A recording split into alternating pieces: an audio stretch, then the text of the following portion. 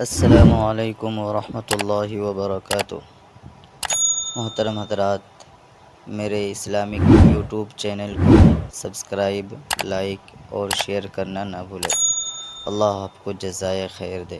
بسم اللہ الرحمن الرحیم، نحمدہ ونصلی علی رسولہ الکریم، اما بعد۔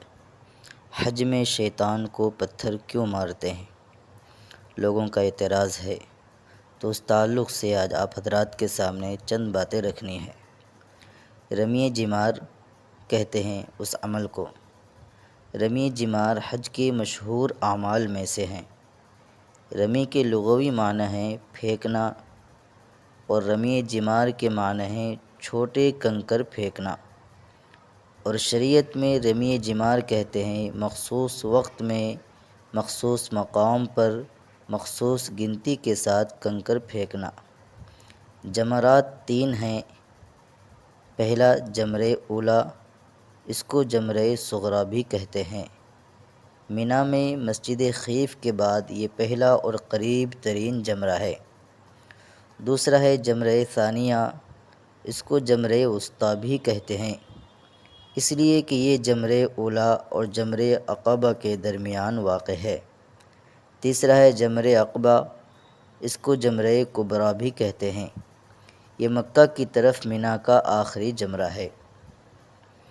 رمی دراصل ایک یادگار عبادت ہے جو شیطان اور باطل طاقتوں سے اظہار نفرت کے لیے علامتی طور پر اس امت میں باقی رکھا گیا ہے۔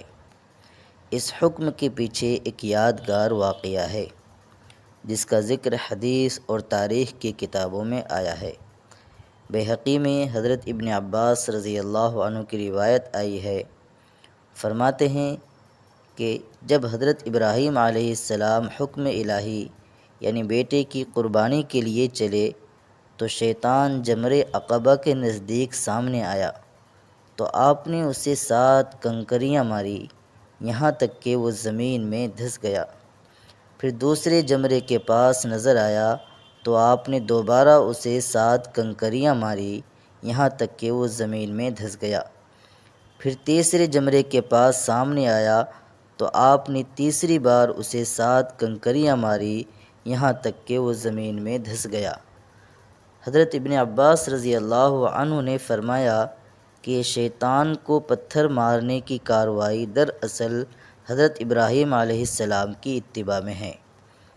گویا رمی جمار امت اسلامیہ کی طرف سے شیطان اور تمام باطل قوتوں کے خلاف اجتماعی نفرت کا علامتی مظاہرہ ہے جو ہر سال پابندی کے ساتھ انجام دیا جاتا ہے۔ حضرت ابراہیم علیہ السلام ملی اور دینی طور پر ہمارے باپ اور روحانی باپ ہیں، اور باپ کے خلاف شیطان نے جس فریب کی کوششیں کی تھی اور بار بار مزاحمت سے بھی باز نہیں آتا تھا، تو اس عظیم باپ کے تمام فرزندوں پر لازم کر دیا گیا کہ وہ اس شیطانی مزاحمت کا اجتماعی مقابلہ کریں۔ تو جمرات دراصل شیطانی قوتوں کی یادگار ہے، ان ستونوں میں کچھ رکھا ہوا نہیں ہے۔ اور حج میں حقیقتاً شیطان کو پتھر نہیں مارا جاتا ہے، بلکہ اصل میں یہ مقامات ہیں جہاں اللہ کے دشمن یعنی شیطان نے اللہ کے دوست حضرت ابراہیم علیہ السلام کو بہکانے کی کوششیں کی تھی۔ انہی مقامات پر اب ستون بنائے گئے ہیں۔ ان ستونوں میں حاجیوں پر واجب قرار دیا گیا ہے کہ وہ ان ستونوں میں کنکر ماریں۔ اسی کو لوگ کہتے ہیں کہ حج میں شیطان کو پتھر کیوں مارتے ہیں۔